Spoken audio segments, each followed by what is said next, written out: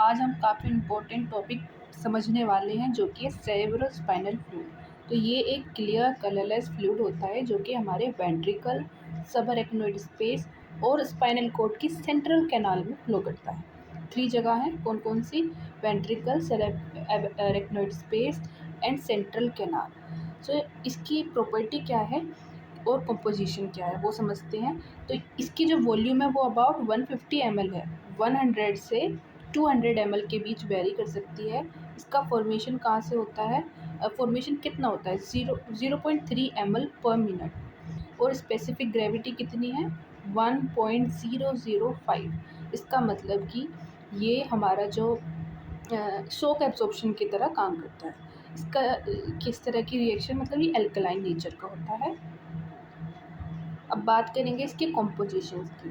तो अबाउट 99.13% इसके अंदर वाटर होता है और 0.87% इसके अंदर होता है सॉलिड। इस सॉलिड को हमने 2 पार्ट्स में डिवाइड करा, ऑर्गेनिक एंड इनऑर्गेनिक। ऑर्गेनिक में हो सकते हैं protein, amino acid, sugar, cholesterol, urea, uric acid, creatine और लैक्टिक एसिड।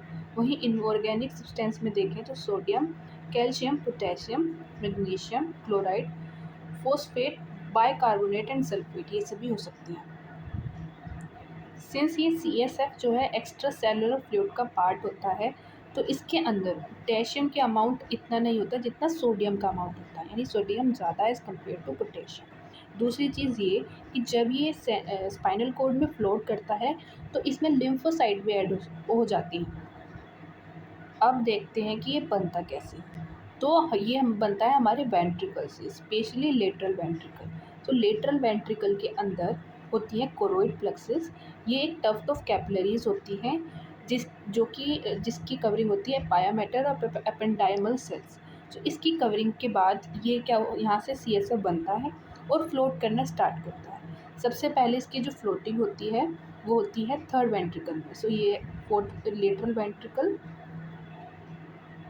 तो यहाँ पे है ये लेटरल वेंट्रिकल्स। सो लेटरल वेंट्रिकल के अंदर कोरोइड प्लेक्सस और उससे जाने के बाद ये जाता है थर्ड वेंट्रिकल के अंदर।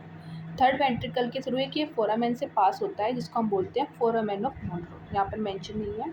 उसके बाद ये थर्ड वेंट्रिकल में जाने के बाद जाता है फोर्थ वेंट्रिकल में, और फोर्थ वेंट्रिकल के जिस फोरामेन के थ्रू जाता है उसे बोलते हैं एक्वेडक्टस सिल्वियस।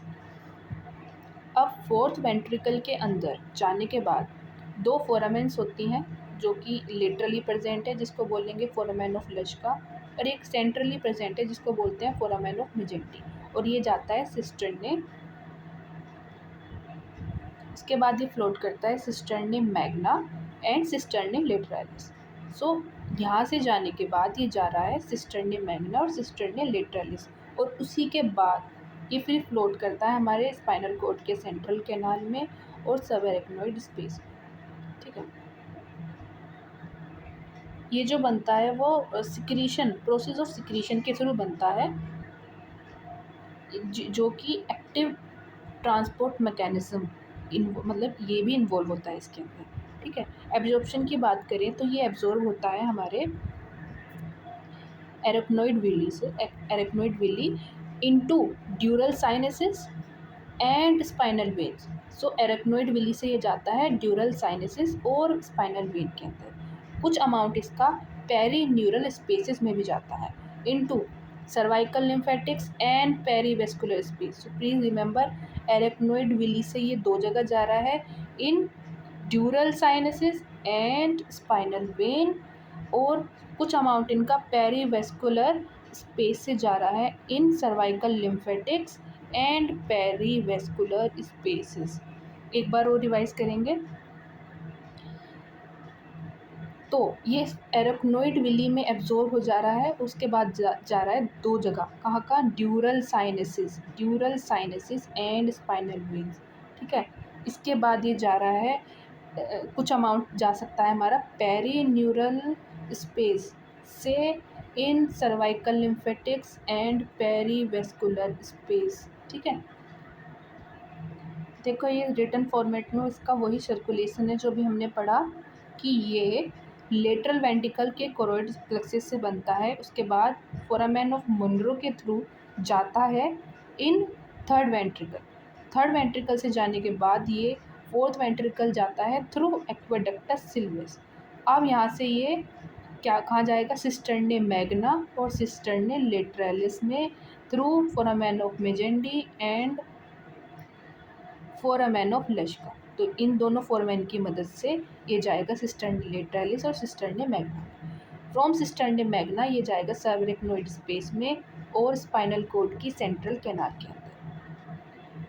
इसी को एक बार डायग्राम फॉर्मेट में भी देख लेते हैं कि जो हमारा लेटरल वेंट्रिकल था उसके कोरोइड प्लेक्सिस से ये बना, उसके बाद जाना है इसे third ventricle through foramen of Monro, उसके बाद जाएगा ये फोर्थ वेंट्रिकल में थ्रू एक्विडक्टस सिल्वियस, फिर फोर्थ वेंट्रिकल से जाएगा ये सिस्टर्ने मैग्ना और सिस्टर्ने लेटरालिस में, यहाँ से किसके थ्रू, फोरामेन ऑफ मेजेंडी जो कि सेंट्रली प्रेजेंट था और फोरामेन ऑफ लश्का जो कि लेटरली प्रेजेंट थे। इसके बाद ये जाएगा सिस्टर्ने मैग्ना और लेटरालिस से सेंट्रल कैनाल में स्पाइनल कॉर्ड की एंड सबरेक्नोइड स्पेस किसका, इन सेरेब्रल हेमिस्फीयर के।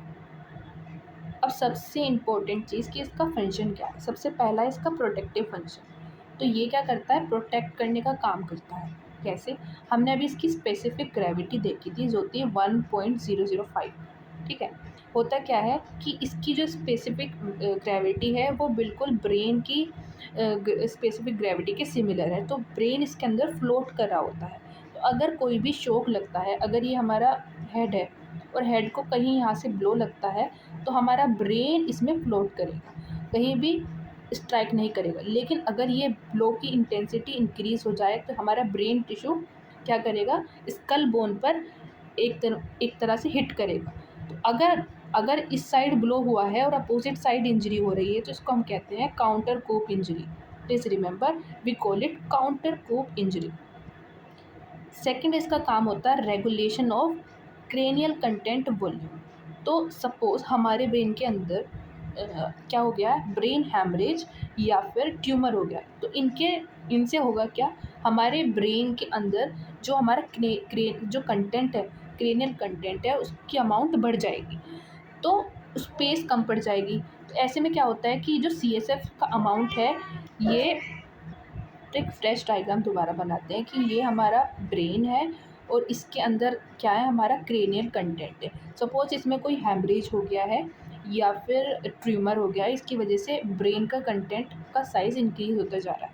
अब चारों तरफ फ्लोट कर रहा है CSF, होगा क्या कि CSF का एब्जॉर्प्शन होना स्टार्ट करेगा।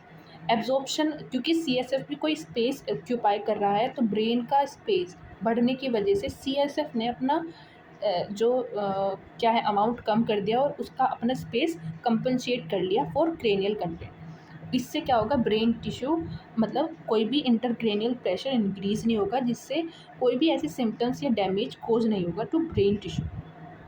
तीसरा इसका इम्पोर्टेंट फंक्शन है कि ये एक्ट करता है एज अ मीडिया। यहाँ से काफ़ी सारे न्यूट्रिटिव और वेस्ट मटेरियल एक्सचेंज होते हैं between blood and brain tissue.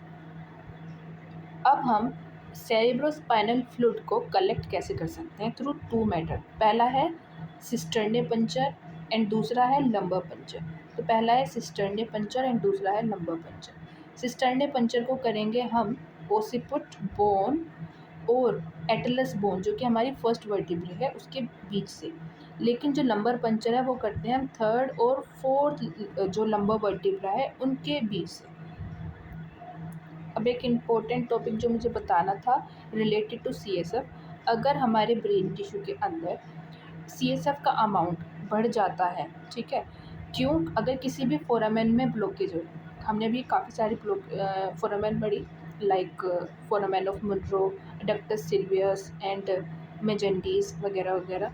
सो अगर उसमें किसी में भी ब्लॉकेज आती है तो उसकी वजह से CSF का अमाउंट फ्लोट नहीं कर पाएगा, ठीक है, और इसको ही हम कहेंगे इंटरनल हाइड्रोसेफेलस और non communicating hydrocephalus. On the other hand, अगर इसका अमाउंट हमारा जो हमारी एरेक्नोइड विलाई थे, अगर उसके अंदर ब्लॉकेज आए तो इसी को कहेंगे एक्सटर्नल या फिर कम्युनिकेटिंग हाइड्रोसेफेलस।